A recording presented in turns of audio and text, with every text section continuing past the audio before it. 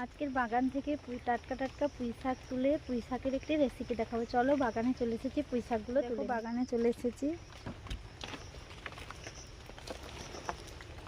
প্রচুর বৃষ্টি হচ্ছে এখন, টিপটিপ করে বৃষ্টি হচ্ছে। সকাল থেকে খুব ভারী বৃষ্টি হয়েছিল দেখো। আর এখানে কচু গাছগুলো লাগানো ছিল, দেখো কচু গাছগুলো কত সুন্দর হয়ে গেছে দেখো। আর এখানটা একটা লাউ গাছও তো ছিল। ওইদিকে পুঁই শাক হয়েছে, আমি ওইদিকে গিয়ে পুঁই শাকগুলো তুলে নেব।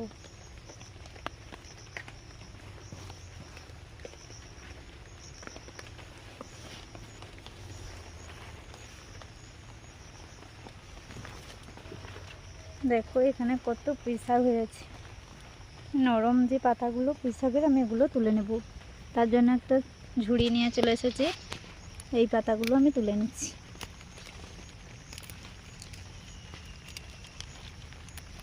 দেখো কত সুন্দর টাটকা নরম পুঁই শাক, পুঁই পাতাগুলো নিয়ে নিচ্ছি।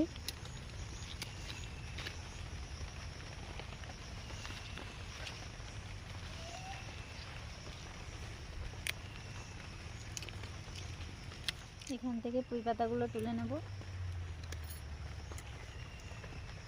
আর নরম নরম পুঁই শাক দিয়ে এরকমই রেসিপি করলে খুব ভালো লাগে।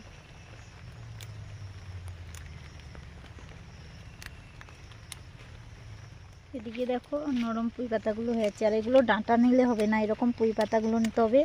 আর বুড়ো পাতাগুলো নিলে হবে না, এভাবে নরম নরম পাতাগুলো নিলে খুব ভালো। বাগানে দেখো কচু গাছগুলো কত বড় হয়ে গেছে।